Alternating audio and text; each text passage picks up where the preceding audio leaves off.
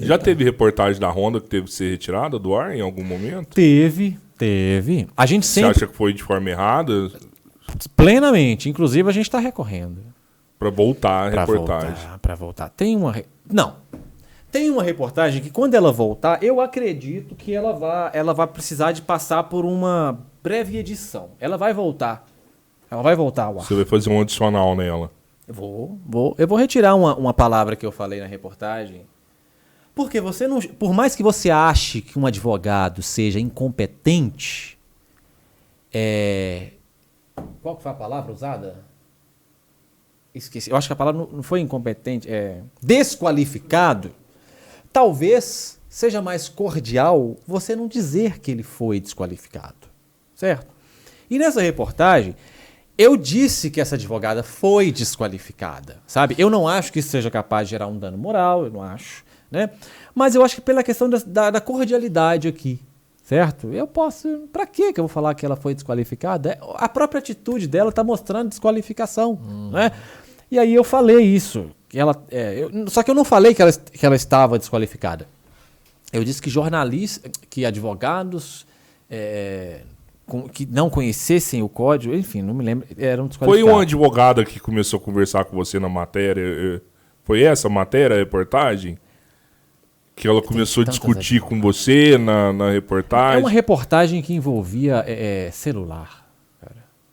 Porque tem uma outra também de uma advogada que aí é da autoescola. De autoescola, não é essa não. Essa não. Não, porque ali também, aí já tava pelo amor de Deus. A justiça não vai fazer um trem desse, não é possível. Mas aí... Mas enfim... Essa reportagem vai voltar ao ar, mas não porque eu acho que eu tenha cometido uma ilegalidade. Eu só vou fazer provavelmente essa edição, porque eu não quero passar para os meus filhos a imagem do pai dele falando para uma pessoa diretamente assim, desqualificado, sabe? Eu acho que não precisa disso. Eu acho que você pode você mesmo deixar com que a pessoa perceba que ela está desqualificada, que ela é desqualificada, que ela precisa estudar, sem você falar diretamente para ela, entende? Que ela é desqualificada. Agora, tem um outro caso que está... Eu nem sei se a reportagem foi suspensa do ar, mas é um imbróglio jurídico que eu diria que eu acho que pela primeira vez no Brasil a gente vai ter algo semelhante ao que está acontecendo, sabe? Vai dar uma repercussão quando a decisão final chegar, assim, porque eu estou disposto a ir até as últimas consequências. E quando eu falo as últimas consequências, eu estou dizendo Superior Tribunal de Justiça, Supremo Tribunal Federal, Conselho Nacional de Justiça, sabe? Juiz tem que ser juiz. Juiz ele tem que ser julgador. Juiz ele tem que ser imparcial. Se o juiz gostar de camisa branca e chegou alguém vestindo camisa preta, não interessa. Ele não está julgando cor de camisa. Ele tem que julgar de acordo com a lei, sabe? E uma juíza da vara de Belo Horizonte, ela decidiu tomar teve uma decisão lá de um processo, cara, que é um dos processos mais polêmicos, uma das reportagens, aliás, mais polêmicas que a Honda do Consumidor está envolvida, sabe? Uma das agressões mais nefastas que eu já sofri na Honda do Consumidor, sabe? Assim, de algo... Eu não imaginava que alguém ia ter a capacidade, diante das câmeras, me agredir da forma como agrediu. E o processo foi para a justiça. Né? Eu entendi que a juíza, ela julgou de forma pessoal, sabe assim? Ela levou para o pessoal um comportamento processual que tivemos. Censura não pode acontecer. Não cabe censura no Brasil. Não cabe. Censura... Não, você falando disso agora. Não cabe. Censura não cabe.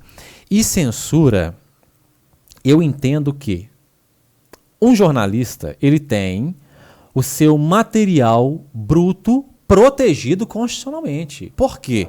Porque ali, vamos lá, eu devo ser responsabilizado pelo que vai ao ar. O que não vai ao ar, o que é bruto, é confidencial do jornalista com a sua fonte, certo? Por quê? Eu vou fazer uma reportagem com vocês falando sobre o tráfico de drogas ali na esquina. Você é minha fonte, meu amigo. Você vai me falar uma porção de coisa, eu tenho que te preservar. Claro. Se eu entrego esse material por algum motivo, eu posso estar te condenando à morte, né? Então, eu entendo que não exista nenhum dispositivo constitucional que autorize um juiz a determinar que um jornalista entregue material bruto para que o juiz olhe se houve algum pedido de desculpas por parte de um ofensor. Não há respaldo para isso na Constituição e nem nenhuma norma infraconstitucional. Não há. Não há. No direito brasileiro, quem ofendeu, que prove que não ofendeu. Certo? Foi gravada a ofensa. Não adianta você, depois da ofensa ter sido gravada, você nos autos do processo dizer assim, não, mas eu pedi desculpas. Só que o meu pedido de desculpas não foi ao ar. Aí, primeiro, como se esse tipo de crime fosse passível de pedido de desculpas. Desculpa, né? Já começa aí o erro. Tá errado. Tá totalmente errado. E o segundo, você então que prove que esse pedido de desculpas aconteceu. Mas não.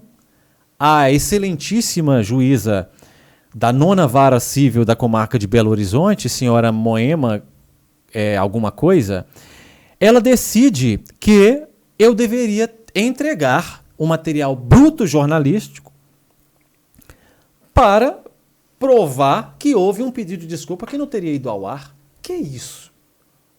Que país que é esse? Isso vai anular o crime que ele cometeu? Primeiro, isso anularia o crime que cometeu. Segundo, eu tenho que entregar material bruto. Ela está falando que eu tenho que fazer uma prova negativa? Porque se algo não aconteceu, eu vou ter que entregar material bruto para provar que aconteceu. Ela está me pedindo uma prova impossível. Uma prova diabólica. E outra, pedindo a prova para a pessoa errada. Ela tinha que pedir a prova para o cara, não para mim. Prove você que você pediu desculpas. Mas enfim, a senhora juíza, ela... Que absurdo, cara. Sim, total. E eu a critiquei publicamente. Eu fiz uma reportagem criticando a decisão dela publicamente. Eu vou até corrigir. Eu critiquei a decisão dela e eu vou criticar a decisão de quem eu quiser, cara. Eu estou num Estado que, pelo menos, é o que é dito na Constituição, Estado democrático de direito. Logo, eu vou criticar a quem eu quiser criticar, desde que a minha crítica não seja criminosa. Eu não estou cometendo crime na minha crítica, eu estou criticando a sentença judicial que eu acredito ter sido uma sentença completamente constitucional, vou continuar criticando. E aí, ela não aceitou a crítica sua? Eu acredito que não, porque antes das alegações finais, apresentadas pela parte ré, que seria eu no caso, a juíza me aparece com a sentença, logo após a minha gravação. Direito processual. Direito processual. Audiência de instrução e julgamento. A juíza determina o prazo para a apresentação das alegações finais. Prazo de 15 dias para as partes. Após as alegações finais, a juíza prolatará a sentença, a decisão judicial. Ou seja, por que as alegações finais são importantíssimas?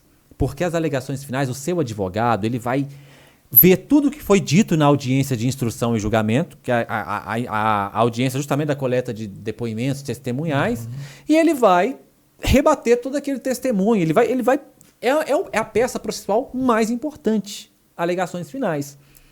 Só que o bem faz o quê? Assim que terminou a audiência de instrução e julgamento, indignado com a decisão liminar da juíza querendo que eu apresente material bruto, e indignado com seu comportamento durante a audiência de instrução e julgamento, inclusive impedindo com que o meu advogado esclarecesse uma ameaça que eu sofri na audiência. Eu fui ameaçado na audiência por uma testemunha. Entende? Aí quando meu advogado quis entender que tipo de ameaça era aquela, a juíza não deixou que aquela audiência, que aquela ameaça fosse esclarecida. E como foi essa ameaça? Pode falar? Claro, tá, a audiência é pública, tá tranquilo. O rapaz disse que o que eu fiz no comércio do outro... como é que é? Se fosse com ele não deixava barato, não. Um negócio assim, ele não deixaria barato, não. Aí meu advogado quis... É mais ou menos isso. O que é não deixar barato, não? E aí ela não deixou ele explicar. Ela disse que não ia deixar o meu advogado fazer aquilo com a testemunha. Um negócio assim. Eu critiquei, cara. Isso, cara. Eu critiquei porque não tem nenhum juiz acima de mim. Não tem. Não tem nenhum juiz acima de mim. Não tinha imparcialidade nenhuma dessa juíza. Foi o que eu entendi. Eu sou um cidadão brasileiro. Eu estou debaixo da égide da Constituição. Não existe nenhum juiz acima de mim. Eu não estou acima de nenhum juiz, mas também não tem nenhum juiz acima de mim. Todos nós somos submetidos ao procedimento judicial. O juiz ele tem que ser imparcial e julgar. Eu não estou... Ninguém está abaixo de ninguém em um Estado democrático de direito. Não existe isso. Enfim, então, mais ainda, mais do que cidadão brasileiro, eu sou jornalista. A democracia brasileira, ela só existe porque o jornalismo existiu. Verdade. Certo? Se não existir o jornalismo, a democracia ela não se sustenta. Porque é a gente que conta os podres que não querem que conte, né? É a gente que mostra para a sociedade o que acontece, né? Nos porões, enfim. Então, o jornalismo é a garantia da democracia. Então, além de ser um cidadão brasileiro, eu sou um jornalista. Eu não vou ficar refém, com medo de uma juíza, ou de um juiz, ou de quem quer que seja, e deixar de exercer a minha função pública, certo? Eu sou uma pessoa pública, eu tenho uma função pública, que é o jornalismo. E aí eu fiz a crítica. Então, eu fiz a crítica, publiquei a reportagem. Alguns dias depois, no prazo das alegações finais, isso vai ao Conselho Nacional de Justiça. Isso vai. Ou eu não chamo Benoni Mendes. No prazo das alegações finais, sentença. Pesada. Será que o outro lado tinha alguma influência, assim, de conhecer juíza? Não faço ideia. Cara, porque não faz sentido nenhum ela se comprometer desse tanto, com tanta decisão ideia, errada, mano. Não faço ideia. Não faço. Eu sei que sentença pesada. Tá no Tribunal de Justiça. Acredito, porque eu acredito, o Tribunal de Justiça de Minas, ele é um tribunal muito bom, cara. Sabe? Assim, a gente tem jurisprudências históricas no Tribunal de Justiça. Inclusive a Ronda só existe por causa do Tribunal de Justiça de Minas. Sim. Sabe? Porque o que já tentaram silenciar a Ronda através de processo judicial e chegou no tribunal... Por conta de uso de imagens, coisas, né? Isso, e o Tribunal de Justiça... não. Então o Tribunal de Justiça de Minas Gerais é uma instituição sólida, uma instituição respeitabilíssima, com a tradição de corrigir desvios judiciais. Sabe? Então eu estou com muita esperança no Tribunal de Justiça que vá reverter a decisão. Uma decisão que para mim ela é absurda. A juíza, para me condenar, ela se vale de uma teoria francesa,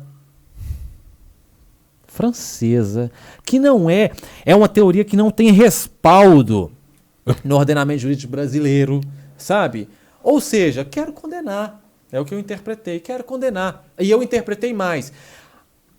O jornalista fez a crítica, vou condenar. O jornalista continuará fazendo a crítica. Inclusive vai fazer a crítica no podcast Três Irmãos. A sentença judicial, no meu ponto de vista, é completamente inconstitucional.